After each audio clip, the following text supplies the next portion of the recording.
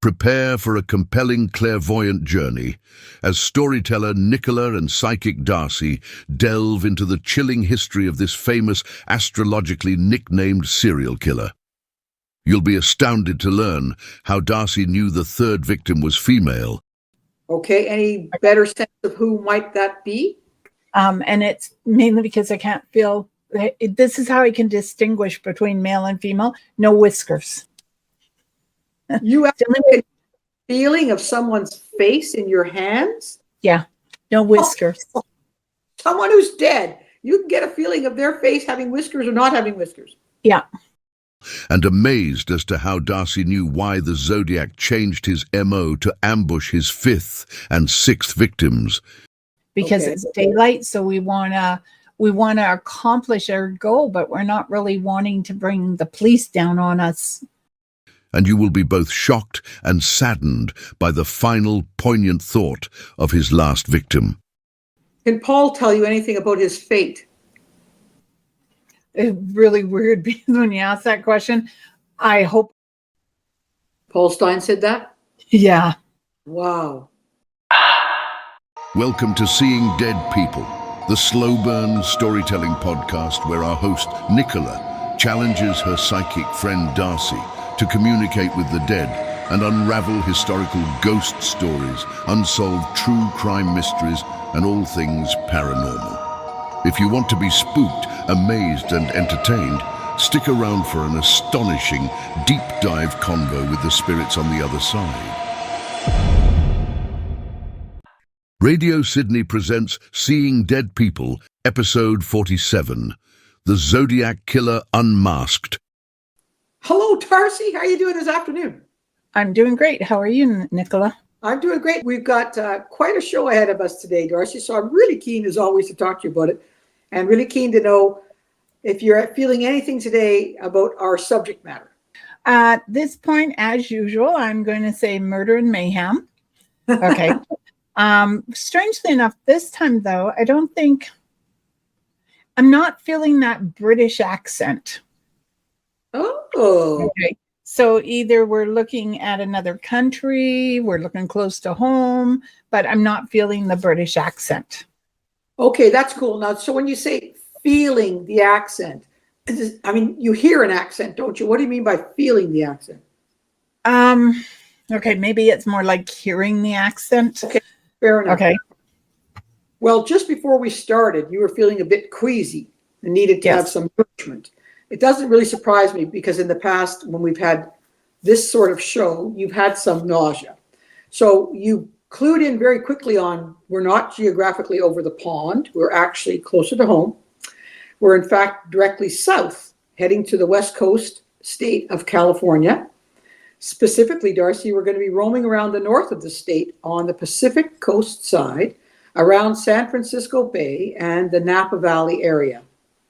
You can get a glimpse if you have a look at photo number 1. And I'm just going to see, now that we have this new way of filming, I'm going to see if I can get my photos to come up. There they are. And I can still see you, because I want to be able to see you, obviously. Yeah, okay. Have I frozen myself? You have frozen yourself? Okay. So does that mean I can't see the photo? Let me take the photographs away. Okay, so I can't see the photographs with this platform. Okay, so you're just going to have to trust me when I say what you go to. Don't worry about it. I know what they look like, and I'll just expect you to describe them perhaps a little bit more if we need to. All right. So, Darcy, we are, as I say, heading down to San Francisco Bay in the Napa Valley. So let's have a look at our first photo, which is just a Google map, as usual, of the area. Sometimes you have an inclination from maps, and sometimes you experience nausea for certain cases. So just have a look at that and tell me if you're getting any sense of anything. Well, San Francisco, Modesto, those are all areas where they've had a lot of killings from various types of people. Obviously male. I'm just looking at the map photo right now. So I'm going to say this is a man who's the murderer. Okay. But also feels like multiple. Like not one murder, but maybe 2 or 3 or 4. Okay, great. All right. Well, you often experience nausea, and because we're going to go down a sort of a violent criminal case today, and I feel a little badly sending you down this dark alley, but on the other hand, I can't wait to send you down the dark alley to see what you discover. So as sympathetic as I am to your possible discomfort, I'm more keen on discussing with you this riveting case to hear what you experience. So are you game, instead of California dreaming, are you game to do some California nightmaring today? Sure, but wasn't Son of Sam from California too? Sorry? Son of Sam, was he California? Yes, he was. Absolutely. Okay. So this is going to be something like that, where there's multiple murders. Absolutely. Okay, Yes. but I know it's not Son of Sam you're talking about here. Okay. Why do you know it's not Son of Sam? Because when I say it, I feel cold. Really? Maybe it actually helped to eat before. Give you a little energy. Yeah. Okay. Yeah. Well, right. It's not the Son of Sam, although I have considered having Son of Sam at some point in time, so we might still do that. Okay. So first, Darcy, this story is so complex. It involves so many incidents that our discussion would take considerably more than our usual rough hour time frame. So I'm trying to strip down to the main events and have a really razor sharp focus on the big ticket items. Okay. Okay. So let's meet the first two people whose lives are forever changed in our unfolding drama when these two young teens did something that was common to thousands of their peers. So Darcy, have a look at photo number 2 and meet 17-year-old high school student David Faraday. Okay. Now, David took a gal out on a simple Friday night date, as millions of teens have done in the history, on December 20th, just 4 days before Christmas of 1968. So does David Faraday tell you anything? Well, he's very young, clean, the dark hair over the side, suit, tie by the looks of it. He looks like he is a very happy, easygoing young man. Oh, okay. Someone who would have enjoyed life. I'm taking it he's dead. Not just because it's so far back. I think he died here. Right. And I would think that he's more interesting in, can I get to second base, than he is about anything else here. Okay, well, that wouldn't be surprising for a 17-year-old male, I would think. Okay, well, David borrowed his mom's car and picked up his date, 16-year-old high school student Betty Lou Jensen. So have a look at Betty Lou in photo number 3, please. What does she tell you, Darcy?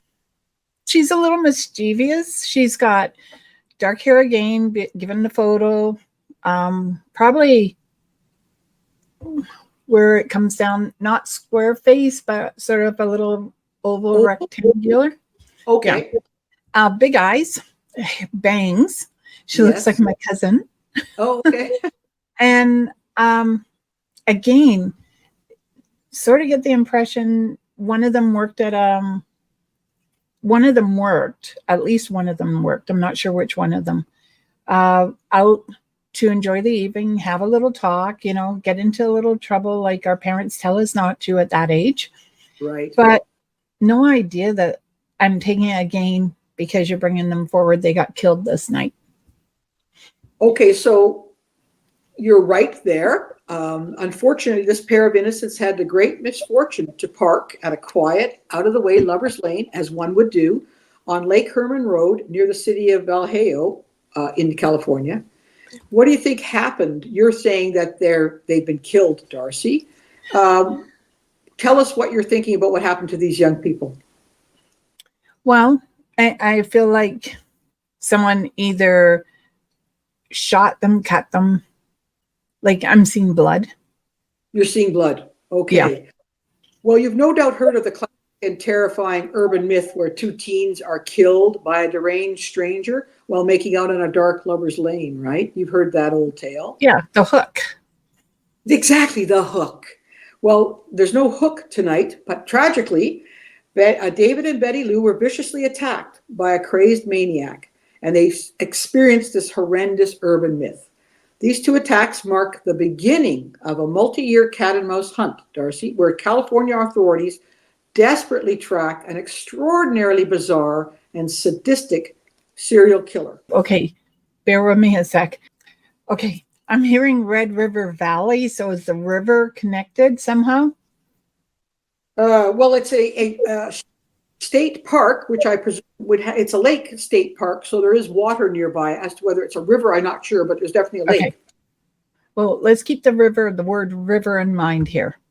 Okay. Any idea how they might have met their fate?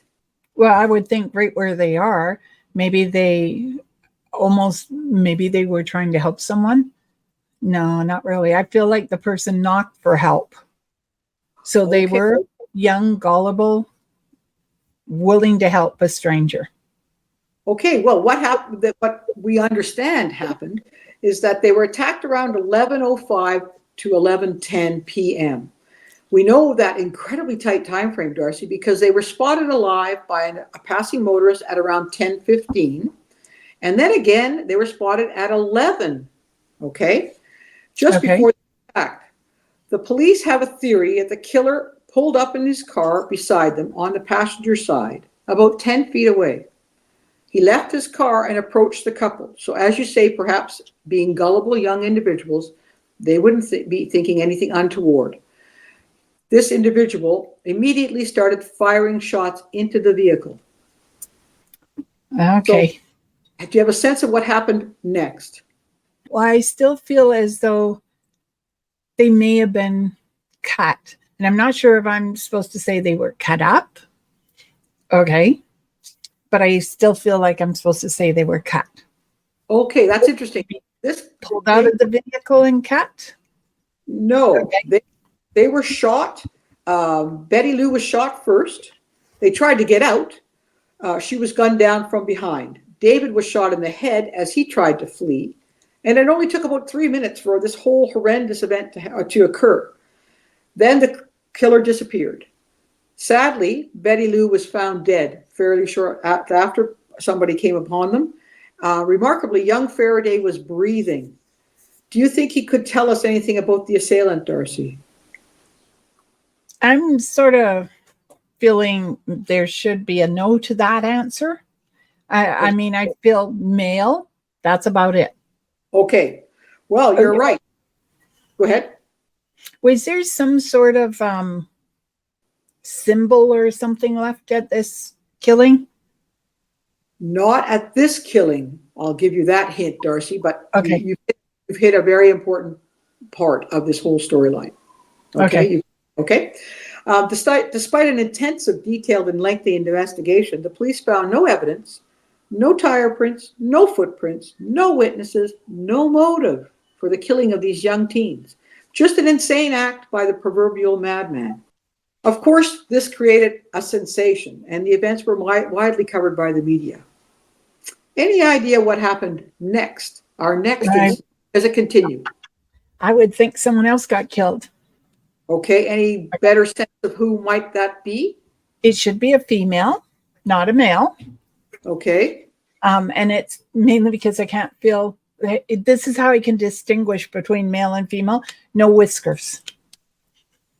You have a feeling of someone's face in your hands? Yeah, no whiskers. Someone who's dead. You can get a feeling of their face having whiskers or not having whiskers. Yeah. Oh my goodness, we've never known that before. That's astounding. Oh, cool. Okay. And she should be young, right? She should still be in, I would say 13 to 25 at the utmost. I don't think she's old. Okay. And I'm beginning to think that this man picks his victims. He's actually physically seen them and he follows them.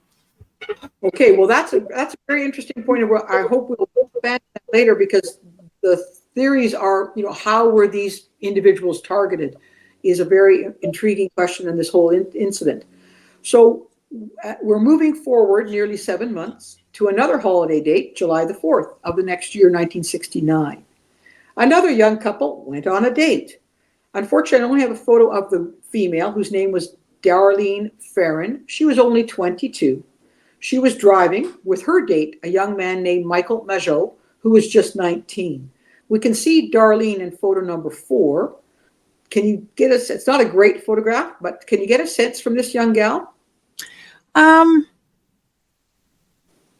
She seems very, even to look at her, she seems younger than her 21 years.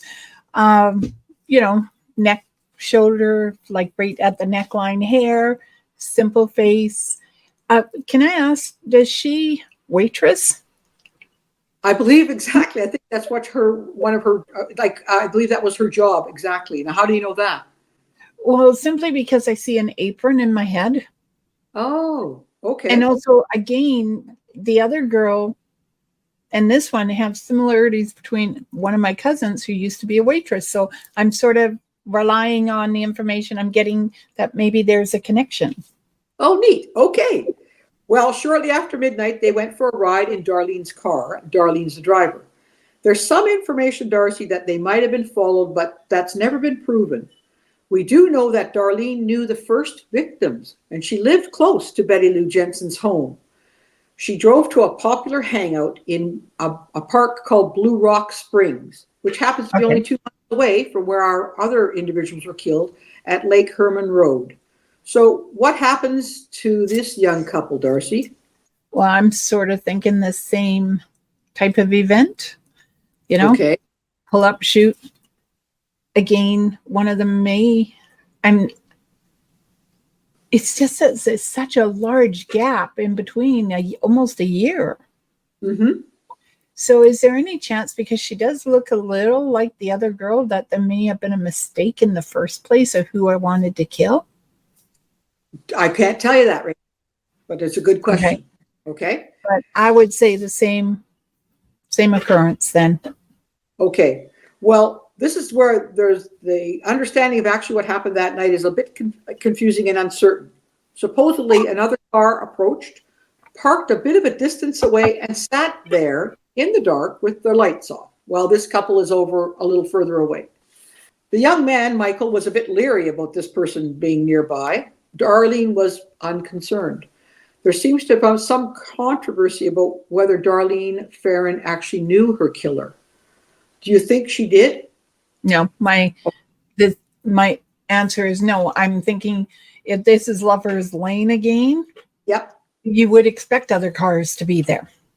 Correct. Absolutely. Okay. Well, the other car drove off and then, oddly enough, came back 5 minutes later, parking much nearer now to Darlene's car, again on the passenger side. Do you have an idea of what happened next? Well, passenger side from the last time, shoot the people. Mm-hmm. It's a very effective way of killing people, is to pull up and just shoot them through a window. It is indeed. Which would be a little hard, because one would think the bullet going through glass doesn't always mean it's going to hit its target.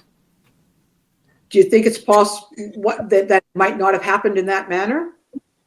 No, I'm not feeling it happen quite like that.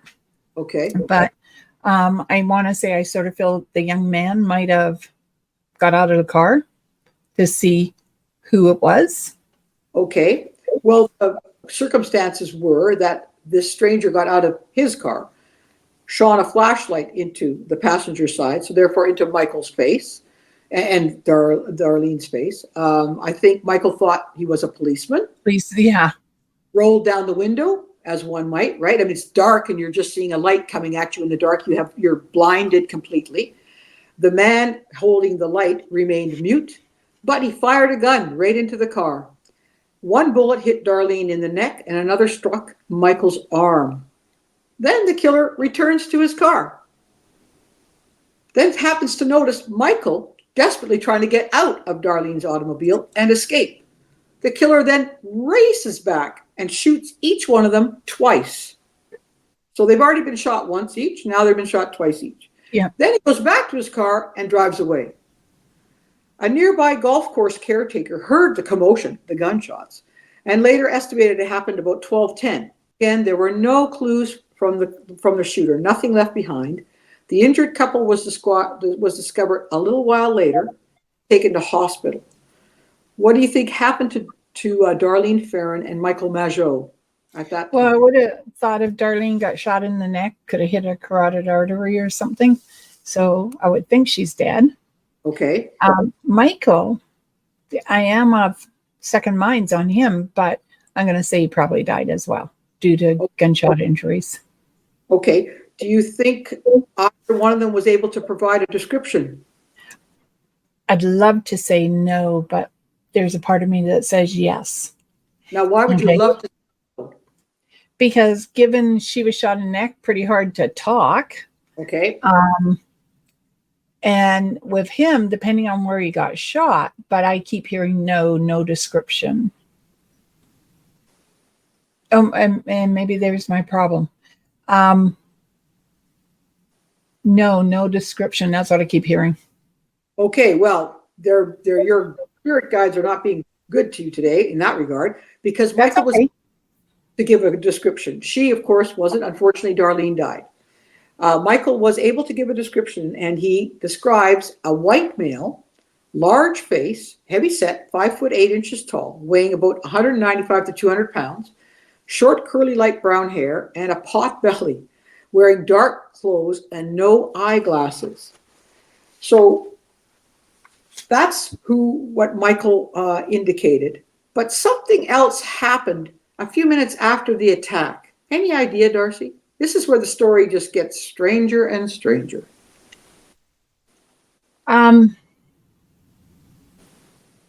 First of all, I'm going to query his description because it doesn't sound right. Okay. I would have said the dark clothes. He should have said he seemed like a police officer, because that's when you said the flashlight, that's the first thing I thought. Mm-hmm. But I feel like someone else may have seen something. Like there's another person. Can I ask, this time, did they find footsteps? They find nothing. No footsteps. No footsteps. Not even with Michael trying to get out of the car. Oh, I don't know. Possibly that, but they have no clues from the killer himself. And no bullet casings. Not because, no. I'm not seeing anything. I believe they know what type of gun was fired and what level of bullet was used. Actually, to the identity of the character, the killer, nothing. All right. Can I ask whether someone, like, there seems to be another male other than Michael and the killer? There seems to be another male voice.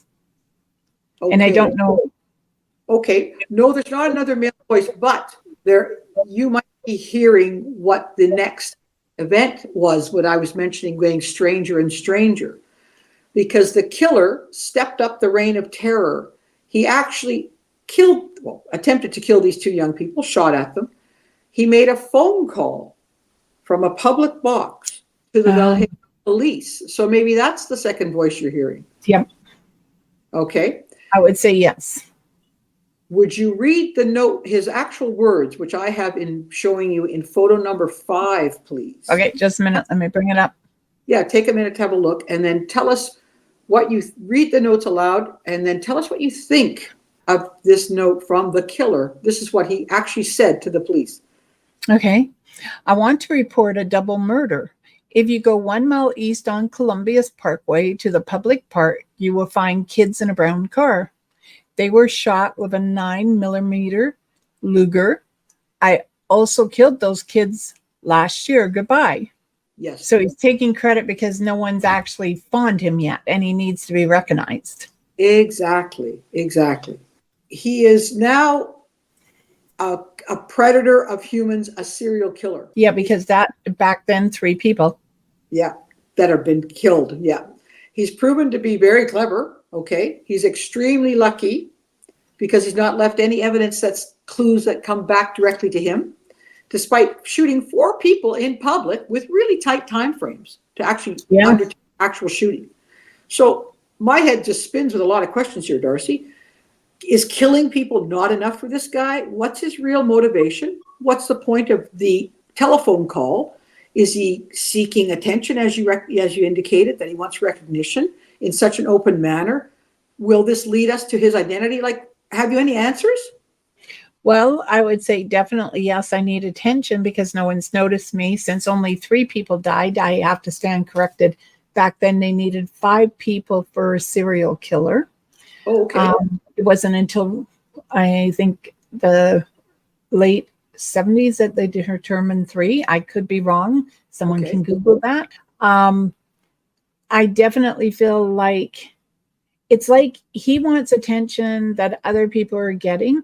And I think it's not a case, maybe he's been scorned in love.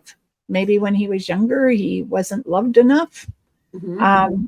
But it's more than that. It's almost like he wants to become famous or infamous. Which one is it when, either of the two? Yeah. Okay.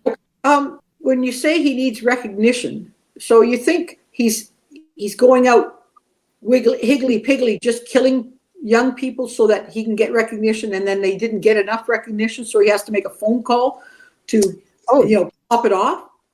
Absolutely, because it's been like you said, it's been a year since the first set of killings, and not that no one's done anything. I'm certain the police have done what they can at that particular time, and I think for a lot of people, they don't realize the manpower that goes into a search like this when you have no clues.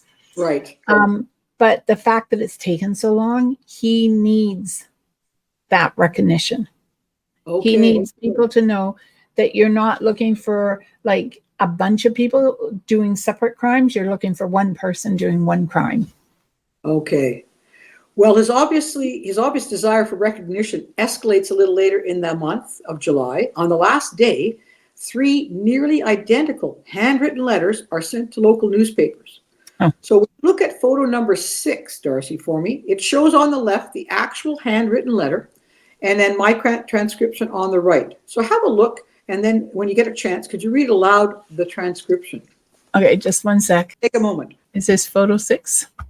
Okay, looking at it, I would say man, given that handwriting. Okay. Might be limited education. So it slants, but it slants. Is he left-handed? I wondered that myself. Quite the slant. Yeah. It's all printing too. It doesn't write. Yeah, it's all block. Well, what I would call block letters, but lower printing. So probably not, maybe never or conquered the cursive writing. Right. Not enough. Yeah. Okay. So definitely a man. Dear editor, this is the murderer of the 2 teenagers last Christmas at Lake Herman, plus the 1 girl on the 4th of July near the golf course in Valhalla. To prove I killed them, I shall state some facts which only I, plus, using a plus sign, the police know. Right. Obviously, he spells the way he hears it because Christmas has 2 S's. Yes, that's right. Christmas, 1. And he obviously, to me, doesn't know proper punctuation because there's no period after 1. Right. 1, brand name of ammo, Super X. 2, 10 shots were fired. 3, the boy was on his back with his feet to the car. Okay. 4, the girl was on her right side, feet to the west. And July 4th, 1 girl was wearing padroned slacks, again, his spelling. Mm-hmm. 2, the boy was also shock in the knee, so he meant shot. Yes, that's right. And 3, brand name of ammo was Western. Oh, interesting. Right. He changed his ammo. Yeah, absolutely. And it's interesting. He does make spelling mistakes. He does reveal actual details that no one else knows. Yes. Okay, so he is proving and boasting about his past event, what has his actions in the past. Yep. Now, you said a while ago, you mentioned a symbol. Yes. So what kind of symbol are you sort of seeing in your head or imagining? Well, I was thinking like a lion, if but now I know who this is. Why do you know who this? Because I've read up on this case years ago and just recently watched something on it. Okay. So So tell us. I know it's the Zodiac killer. It's the Zodiac killer. Well done. And you know what the icon looks like that the Zodiac killer used? Yeah, the zero with the cross through it. Exactly. So these 3 letters that were sent to the newspapers, that you read just one of them, they were signed, if you can call it signed, by that symbol. Yeah. Okay, so the symbol is famous now. It's the crosshairs of our rifle's gun sight. Yes. Circle with a cross in the middle. Yep. Exactly. This became immediately and infamously, famously his signature. Okay, and you can see if you look at photos number 7, here is what it looks like. Yes. Obviously, you have seen before, and most people have seen before. And he uses it all 3 letters. So, as if these letters, which you don't get to see all of what he's written, but in later parts of the letters, he threatens more deaths. These were sent to San Francisco newspapers. As if that wasn't enough, each letter included something else, Darcy, something very peculiar, which I find quite astonishing. So not just the symbol, but something else. Now that you know Zodiac, can you tell us what he might have included? Didn't he use I can't say the word, hieroglyphs, like symbols to represent what he? Hieroglyphics. Hieroglyphic. That's what I was thinking. I was thinking of Egypt. Yeah, exactly. He used symbols. Yeah. And which now it sort of differs from the idea this man isn't intelligent, because how would he know what to use? Well, that's a good point. I was struck by his misspellings, as you were, and I thought that at first it sounded like he wasn't well educated, but then he must have been, I think, educated somehow with some kind of army or navy or something that would use ciphers and cryptography and that kind of stuff. Yeah, that actually makes sense. Mm-hmm. Well, he has in these 3 letters, he adds a component of a cryptogram. He gives each letter a third of a complex cryptogram or a coded message. And I think this is becoming right out of a Jean Le Carré spy novel, Darcy. Yes. This is a guy, I presume, in the early 70s doing this as part of being a triple murderer, a shooter of 4 people, a very violent individual, obviously, and yet he's using symbols and gobbledygook as part of his messaging. Yeah. So have photo number 8 and tell me what you see from that gobbledygook and what you intuit from what this might mean to the man. Okay, looking at it, it's got letters like the first 3 are HER, then less than, then a P backwards and an L backwards, V upside down, V right side up. And then it's got half like this throughout it, circles with the line through it, which normally circle with a line normally represents 0, right? Yep. So it makes me wonder if you hold it up to a mirror. Would you see something? Yeah, because if I look at the one, if I go from the right side of the page back, DOG, dog, and then, you go backwards, maybe, or you have to count so many letters, maybe the first 3 letters represent H is an H, E is a 5, R is a 9. So, lining them up that way. Well, I'm no cryptographer, and obviously you aren't either, because we've not been specially trained and we're not mathematicians. And neither were the police at the time, because they were unable to decipher this incredible puzzle. But it was solved about a week later, believe it or not, by 2 school teachers, Donald Harden and his wife, Betty. Betty discovered what they call cribs.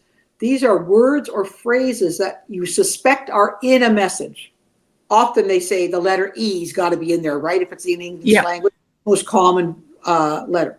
Or the word I, that kind of thing. Well, she discovered 2 cribs. She figured out, the smart cookie she was, she thought he craved so much attention, she guessed the message would include the word I, as in she also figured the word kill or killing would be in there, or even the phrase, I like killing.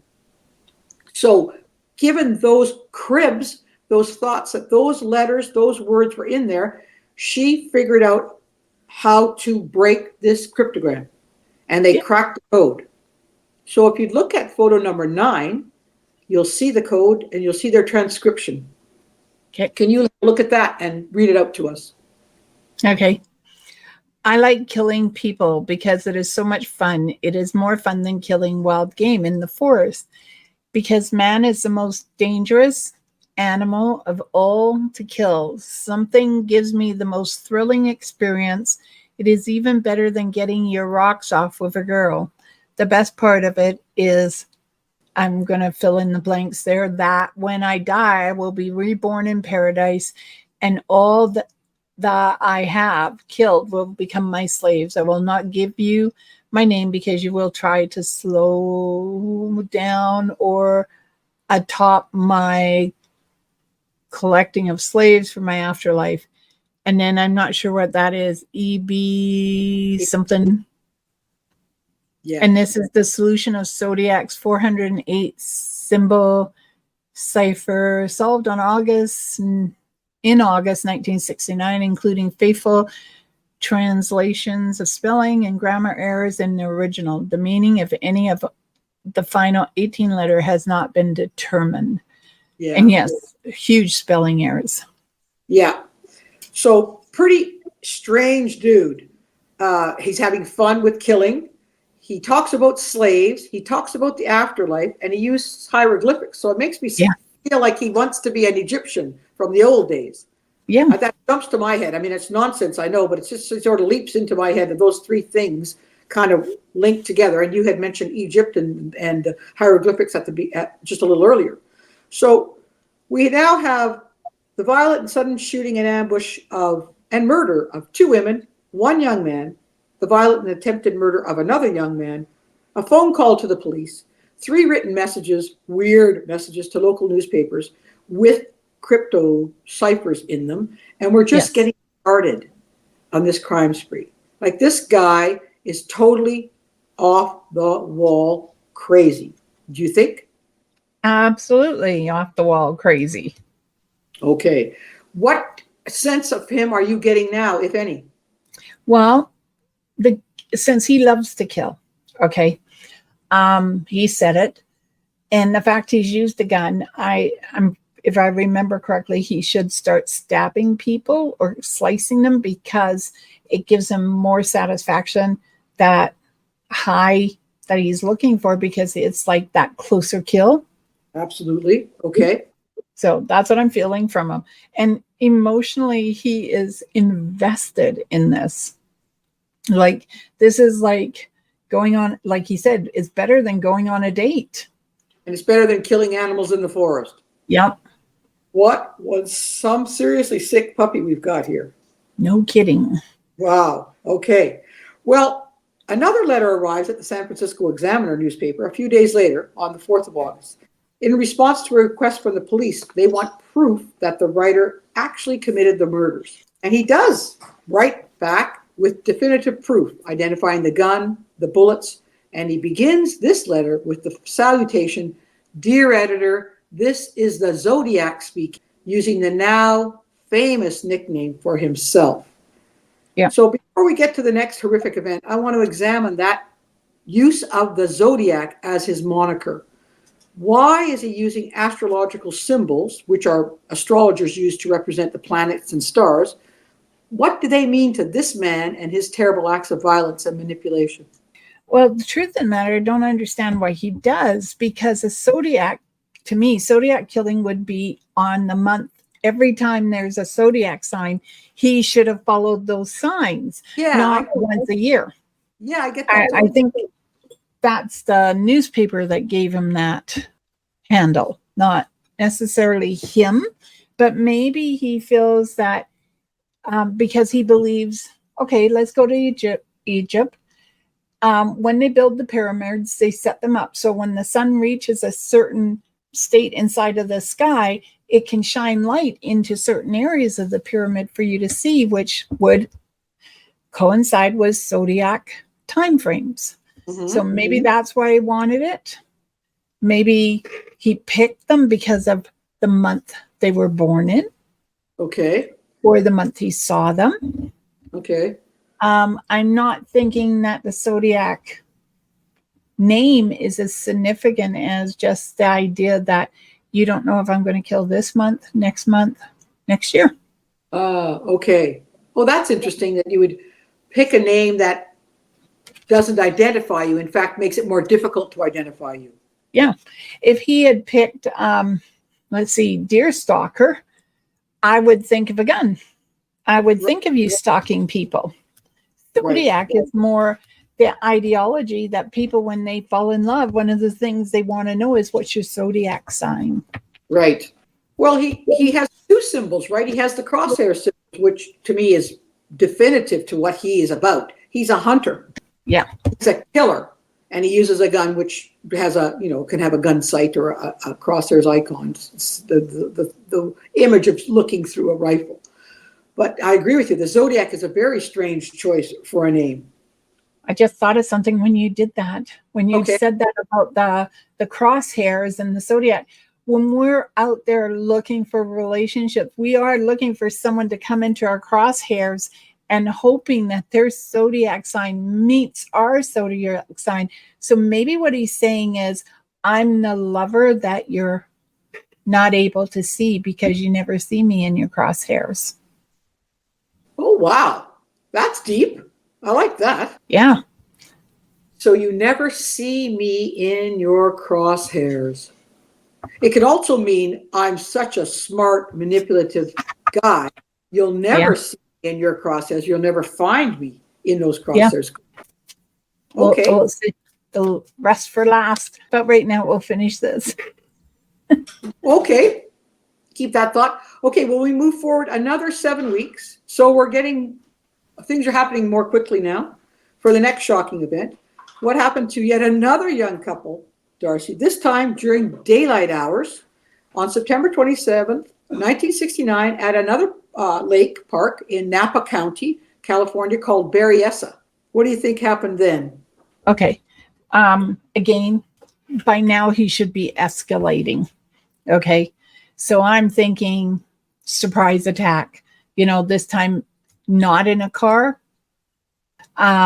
should be stabbing, not shooting, because it's daylight. So we want to accomplish our goal, but we're not really wanting to bring the police down on us because they can hear what we're doing. Okay. So that's what I would think. Okay. Well, I know you're right on. On this occasion, the events become even more bizarre and lengthy and cruel. We have two students from a local college named Brian Hartnell and Cecilia Shepard, and they're just enjoying a picnic. Let's meet these two young people in photos 10 and 11, Darcy. Can you look at photo number 10, Cecilia, and tell us what you think of this lovely young gal? She's very pretty, bright-eyed, looks like blonde hair. Compared to the other two that were dark-haired. Right. He's definitely hunting couples. Yeah, that's hunting couples. Her date is Brian Hartnell in photo number 11. What do you think of Brian? Just one sec. I'll bring him up. Brian, number 11, you said? Yeah. Okay, there she is. 10. Oh, he looks truly like a college boy. Doesn't he just like me? You look up any college, the album with all your pictures in it, and he looks just like all the ones from the old days. Yeah, the dark glasses, the hair. Yeah. Very clean-cut American boy. Okay. Well, as you had indicated, Darcy, they are out having their picnic, and their white male, about 5'10", weighing about 170 pounds, which is what was told to later, approached them. Not in a car. They're not in a car. They're sitting on a grassy area in front of a lake. He approaches them. Now, this dude, Darcy, isn't just any passerby. He's instantly scary because he's wearing black, executioner-like hood, clip-on sunglasses, and a bib wearing a white cross circle symbol. Imagine these two young people, wrapped up in themselves, literally, if not figuratively, having a little nosh, enjoying themselves, and somebody walks up to them wearing a black hood looking like an executioner in the middle of the day. Jeez. Sid, could you imagine that? The fear? I don't know if I would wonder, is it Halloween or what's going on? But not only is he dressed like this Halloween monster, he's sporting a gun. And he does something really strange. He starts to spin a ridiculous story. He starts talking to the young people. He claims to be an escaped convict and says he killed a guard and stole a car. He tells the now terrified teens that he wants their car and their money because he wants to travel to Mexico because his stolen vehicle is too hot, he says. He's carrying pre-cut lengths of plastic clothesline, and he demands that Cecilia tie up her boyfriend, Brian. Then what does he do? Well, I don't think he shot them, but I'm pretty sure that he stabbed them. Absolutely. You're right. He yanks out a knife. He stabs them multiple times, striking Cecilia 10 times and Brian 6 times. So you were dead on the fact that he was not in a car, that he was going to approach them in a more personal attack. He was going to use a knife, more personal close-up attack, perhaps giving him more pleasure, plus not allowing anyone else to sort of hear what's going on. So you're right on all those counts. But it's so different from the past, Darcy. He didn't talk to the other people. He was further afield, further back. He shot them. This is so close and personal. Plus, he's playing a role like he's an actor, planning for some kind of part. He's actually thought about this backstory that he's telling these poor people before he actually attacks them. Like, what does that tell you about this nut? Well, that's about right, that he's a nut. But I think, again, that sensationalism, the fear, like, I mean, you watch enough crime videos and everything, you realize that part of the excitement is the fear that they instill in people. Their own fear of what they're doing, of being caught, of what? No. The fear inside their victims. Most of them like the fear. Oh, so they eat that up. Yeah, it's like taking drugs. And I'm not a crime specialist or anything, but just like I said, you watch enough videos that's one of the things they point out is that fear is intoxicating to the killer. Right. And the fact that he stabbed her more than he stabbed the guy, because I'm pretty sure the guy lives still, it tells me that his anger is really directed at the women. Right. Not at the men. But he's targeting couples. Yeah, because maybe in his mind, he's saving the man from the woman. Oh, that's interesting. He obviously doesn't think well of women. No, not at all. Okay. Well, he does something very, not to think that this wasn't strange and bizarre, the fact that he knifes these two. But then he does something, again, different and strange. He reaches out to authorities, but in a very different way. Can you get any idea what he might do? I don't think he phoned them. Okay. Did he send them another letter or postcard or something? I can't remember which it was. Okay. Well, he actually hikes about 500 yards back to the car Brian Hartnell was driving. And have a look at photo number 12. As you can see in photo number 12, he's written the dates of his 3 murderous attacks on Brian Hartnell's car door. Oh, so he has. Strange. Yeah. That is really weird. Really weird. And then, just to top that off, he then phones the county sheriff in Napa Valley, and he claims responsibility, saying he wants to report a murder. Then he says, no, a double murder, and says he was the killer. So did both these young people die, Darcy? I didn't think, unless he nicked the guy in a vital vein, I thought the young man was alive. You're right. Unfortunately, Cecilia lapses into a coma. She dies 2 days later. But she's able to provide a bit of a description of their killer. And Brian Hartwell, you're right, he survived and he provided details. So a little recap here. From December 22nd, 1968 to September 27th, 69, this maniac has ambushed 6 victims, resulting in the premature and undeserved vicious and violent deaths of 4 young people. The Zodiac murderer has been targeting these courting couples, as we talked about. So do we expect something more from this guy? I would think yes, but he might go silent for a little bit. He spins again on a slightly different plane. You may not be surprised he commits another brutal murder barely 2 weeks later. So the escalation continues. It's happening much more frequently here. On October 11th, he catches a ride around 9:30 in the evening with a San Francisco cabbie named Paul Stein. Have a look at Paul, and I will show him our photo number 13, Darcy. Okay. Can Paul tell you anything about his fate? It's really weird because when you ask that question, I hope I die fast. Paul Stein said that? Yeah. Wow. Okay.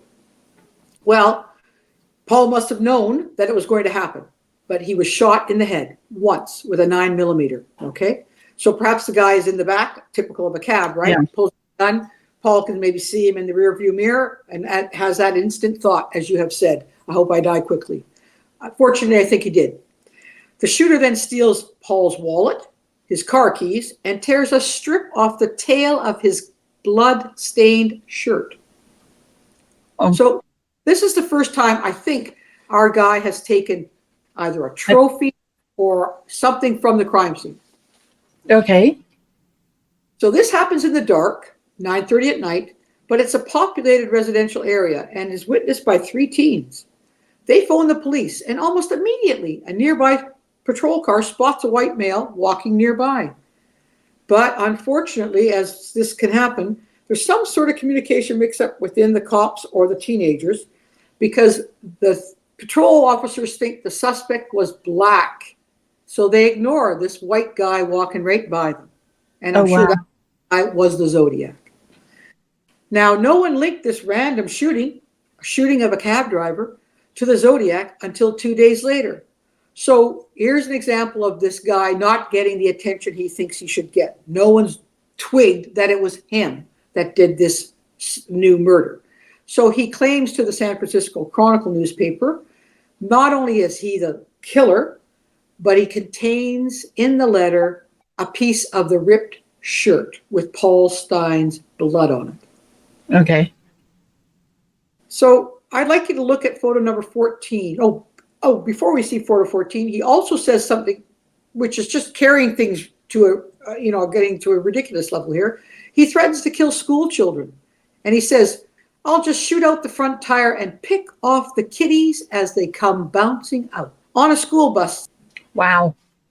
So we've gone now beyond murdering young women and young men or young couples. We've now murdered an independent man in a cab, an older man. He's a middle-aged guy. And now he says he's going to pick off kids as they come bouncing out of a school bus. Could you imagine the frenzy of fear that is going on? Yeah. So when you say that idea that the killer needs the fear and soaks it in, I would imagine then you're right. All the hysteria that must be going on this whole time, and now, of course, getting worse and worse as the days pass, that there's been no solution, no one's been found, that mass hysteria is feeding him just living there. Yes. He must be just enjoying the heck out of it. I would say yes to that. Well, have a look at our next photo, which is photo 14. It's just another Google shot of the location. I want you to see where the 4 shootings take place, because they vary in location and they're many miles apart. Does that give you a sense of anything? Well, obviously he has transportation. It's weird that they're so far apart. Normally killings are clustered. Right. So makes me think, though, he's got to be probably, I'm going to say maybe in the Napa Valley area, because of its equal distance. The only one that's a little farther away is San Francisco, and it's Is that the one where the cabbie got shot? Yeah. Okay. So then maybe it was to spread the fear, look, I can get around anywhere. Yeah, and I think you're right. He's probably more centralized location, and he would go north to kill, south to kill a little bit, but he wouldn't necessarily be coming from Francisco and going north and then further north. I would think you're right. Yeah. What a freak. Well, again, the events change in this incredible killing spree. What happens over the next few years with this case? I thought it went cold for a while, didn't it? Absolutely. It goes into what I call the correspondence mode. Yeah. Following the killing of Paul Stein, the Zodiac then goes into this flurry of sending letters and postcards, and they contain ciphers, and they contain codes and threats to undertaking more killings, sends them to newspapers. He demands that the newspaper prints his ciphers, or else. He also claims credit over time for an abduction. He claims credit for shooting a police officer, other murders, but none of this has ever been directly linked to him or proven to be linked to him. Yes. And I'm not going to go into detail with these final events because I want to focus on the killer himself, Darcy. I want to know if the Zodiac is correctly represented in any of the wanted poster sketches. And this is where I'm going to really test. I'm going to show you some photos of these sketches of witness identification and also victim identification. Okay. But before we do that, I want you to read his words one last time. So if you look at photo number 15, on the right, it shows his actual words with that slanted to the right handwriting. Yes. And then on the left is my transcription. Could you have a look at and read that transcript for us? Yes. This is the Zodiac speaking. Up to the end of October, I have killed 7 people. I have grown rather angry with the police for their telling lies about me. So I shall change the way the collecting of slaves. I shall no longer announce to anyone when I commit my murders. They shall look like routine robberies, killings of anger, plus sign again, a few fake accidents, etc. And then it goes on, the police shall never catch me because I have been too clever for them. 1, I look like the description passed out only when I do my thing. The rest of the time, I look entirely different. I shall not tell you what my desire consists of when I kill. 2, as of yet, I have left no fingerprints behind me, contrary to what the police say. I'm struck by a couple of points. He mentions the collection of slaves again. The slave I know. idea is really weird. And he previously called his victims slaves, as we note in other ones. So that's a really strange thing. Plus, he uses the verb shall. He doesn't say I will kill or I shall kill. Which is really kind of an odd verb. It really struck me. It's unusual. People don't use it in common parlance. It's generally used in religious or legal settings like thou shalt not kill, thou shalt sign the document, whatever. It's a really odd word. For me, I thought, there must be some clue to that choice of that word. He could have had a religious upbringing because I know darn well he's not a lawyer. Good point. And I would say maybe he had a religious mother because it's normally the mother that will really take the child to church. Right. Not unless his father was a priest or a minister but I'm thinking, given the anger towards the women, that this could be from his mother. Right. And that seems to be sadly a common thing among these men who go out and murder women. Okay, well, now we're ready. I hope you're ready because we're going to test your psychic abilities big time. I'm going to show you the 4 sketches of the headshots created at the time from the witnesses and the victim descriptions of the Zodiac. One of them is considered to be the closest to the truth, although we don't know the truth because we don't know who this guy is still.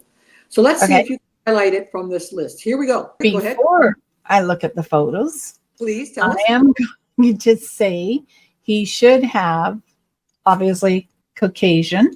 Yep. Might tan a little. He should have dark hair, not light. I think he should be wearing glasses, but he may have them on and off. Maybe they're needed more for driving than they are for walking around. I would say like oval, like my face, shaped like mine. All right. And I'm not seeing a lot of wrinkles, so I'm going to give him between 35 and 42, somewhere in there. I'm still debating whether he's left-handed. Okay. Okay, because it's like, I know I part my hair to the right and lefties part it to the left. And I keep thinking he's left-handed. Okay. Well, then let's look at our first photo, number 16, a black and white sketch. This guy has like a cherubic face, short dark hair. Is this the face of the Zodiac killer, Darcy? No, No. Okay, why not? just too baby-faced. Too baby-faced. Okay. Yeah. Next up is photo 17. This guy has more of an angular face, longer hair. How about him? Is he the Zodiac killer? I'm going to put that on hold for a moment. There's a possibility. Okay. Good. There's two more to come. Right. Now on to photo number 18. This guy has short fair hair and is wearing glasses, squarish kind of glasses. Is he our serial murderer? Close, because the glasses fit my description. The eyes are similar to 17, which I would say fit in there. Okay. Jar might be a little squarer. Okay. All right. Last but not least is photo number 19. Like the last photo, this guy has short hair, a jowly chin. Is this the sketch of our astrologically named assailant? No. Okay. So you're saying it could be either 17 or 18. If I took 17 and 18 and blended them together, I'd probably get my killer. Okay. Well, would you like to know what the official wanted poster for what they think is the best representation of the Zodiac is? Which one? Would you like me to tell you? 18. It's 18, the guy with the glasses. Yes. Yeah. So have a look at photo number 20. That'll show you the actual wanted poster for the Zodiac killer. But you'll see there's actually two images there, aren't there? Two faces. Yeah. See, there's that square jaw. Okay. So there's a bit of a different look to each one of those characters that they've sketched. So well done. You've picked out of the 4 photographs what is considered to be the image of the Zodiac killer based on, victims and victims' descriptions. But I would have made him dark hair. That's interesting. You said that, and I was thinking, okay, I'm not going to say anything because I'm not showing my hand. But they seem to think he was a sandy hair or fairer haired person than you think.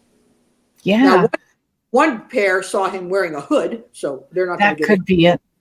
The others are seeing it in the dark, right?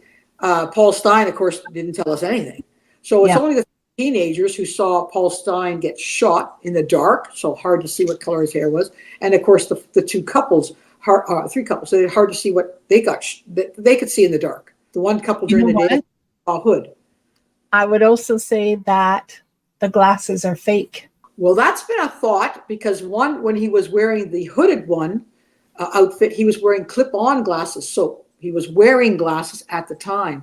But the others, he wasn't wearing glasses. And as you read in his little note, he says, I don't look like the description that people tell about me because I'm faking it. In other words, I'm putting stuff on, which is very smart, very crafty. So he's not recognizable when he's become the Zodiac.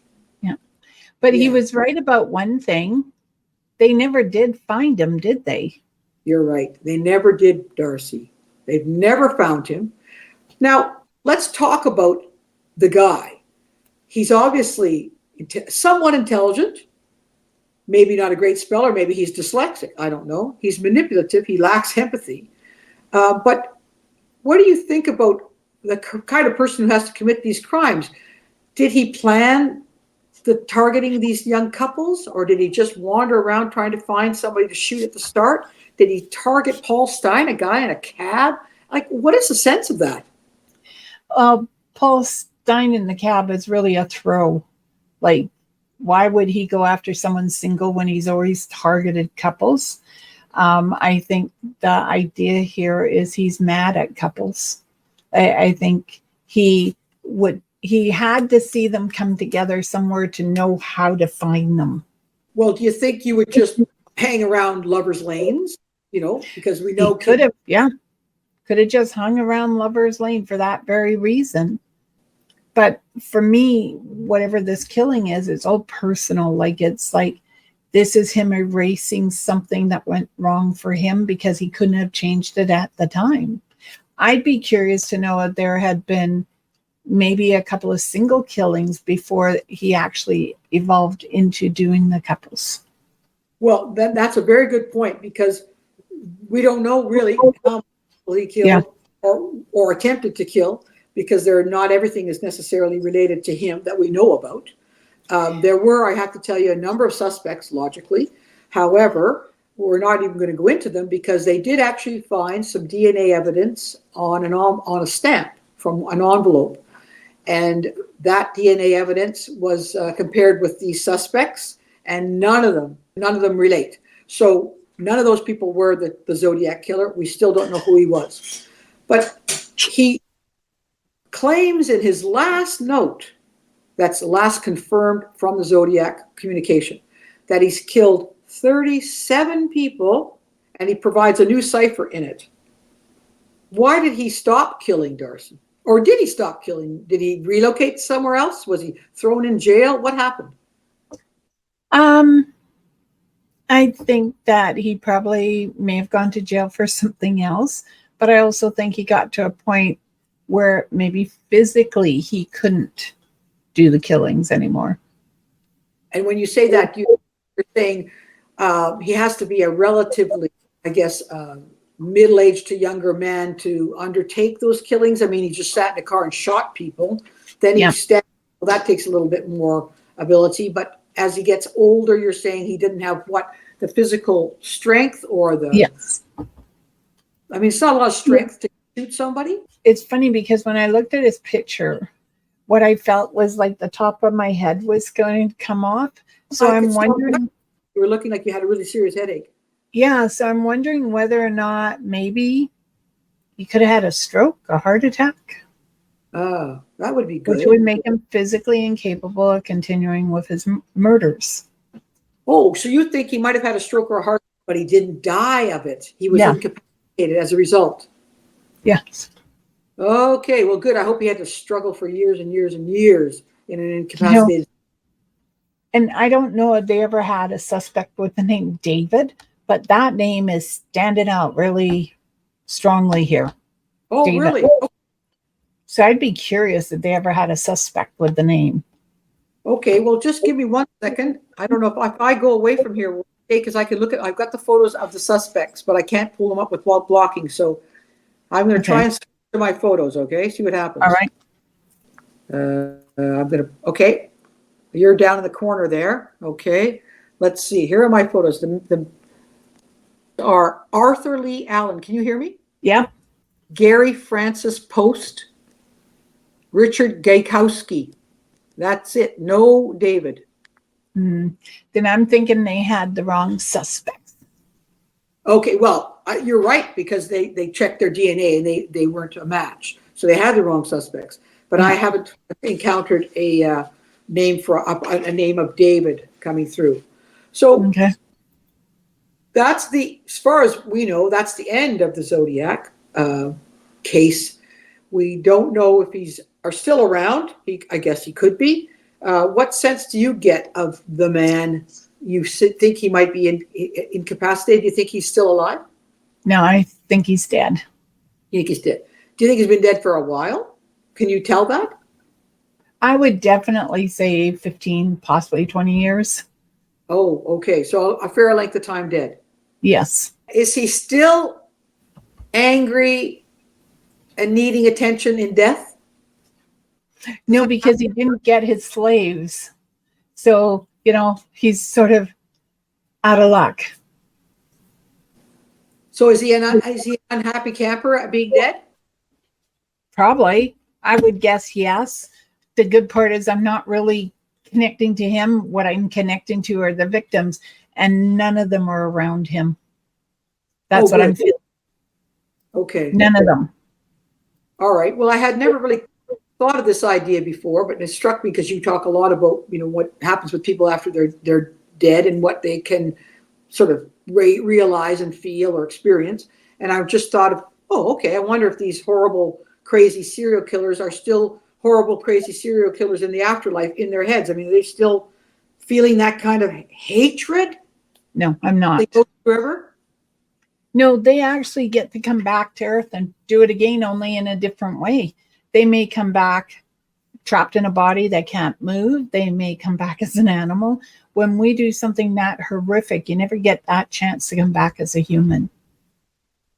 Okay, so you're talking about reincarnation. Yes, So you presumably you believe in reincarnation. We all get a I chance. do. Okay. What you're saying though is somebody who's committed horrific acts doesn't get a chance to come back as a human being. Unless they're locked in a body that cannot function on its own. So they're being punished. They're being punished in their reincarnation. Yes. If they come back at all, yes. Oh, wow. I hadn't thought of that. Do they get to be reincarnated again after that life? No. So you only get reincarnated once? Oh, no. You can be reincarnated numerous times, but my belief is when you're that horrific of a person, you don't get to come back. Period? Or you don't get to... Okay. Period. So most people come back. Like they got to be punished somewhere. So you're saying like the universe is punishing them in the... Well, that's good to know. Yeah. Because like this has not been punished. Yeah. Yeah, and he's one of, he's not just the only one on there. Yeah. Okay. Wow. Well, that was a fascinating discussion about the Zodiac. I'm really impressed by how you were fairly quickly came to that icon idea. Right up front, of course, a male, and you thought of Son of Sam, which, there's a lot of similarities to the Yes, there are. Humanity. The Son of Sam was speaking to Sam, right? I mean, he had this crazy idea that he was in conversation with other beings. So this fellow, our Zodiac fellow, sounds like right up there, completely insane individual. Yeah, I would say yes to that. But, it's interesting. Why does it, well, and as you said, we don't know how many times he's killed before or after. I'm always fascinated as to the triggering point.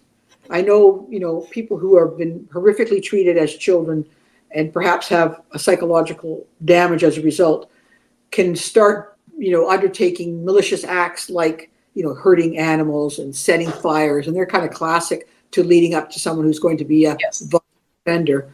But you kind of wonder, when's the tipping point when they commit their first murder? What pushes them to that edge and then keeps them going? And then what stops them in the end? I think if criminologists or even scientists could figure that out, maybe they could cut it in the bud before it gets going. But that's just it. You don't know. They can lie dormant their entire life, and it takes one event. And it doesn't matter what age they are. Yeah, that is so bizarre. It's like a ticking time bomb. It is. Does go off or does go off.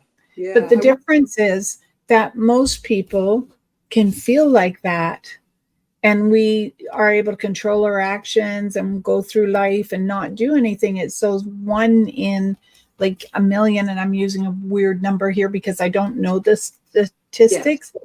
Right. But it's just that one who doesn't understand that you don't get pleasure from pain.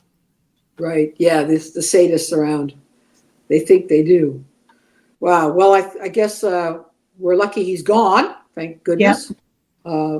Quite a bizarre guy, though. I don't know of many of these sort of horrific serial killer types that use the elements that he used, the ciphers and the different motives of killing people and the different, even the different victims, as you say, the cab driver versus couples.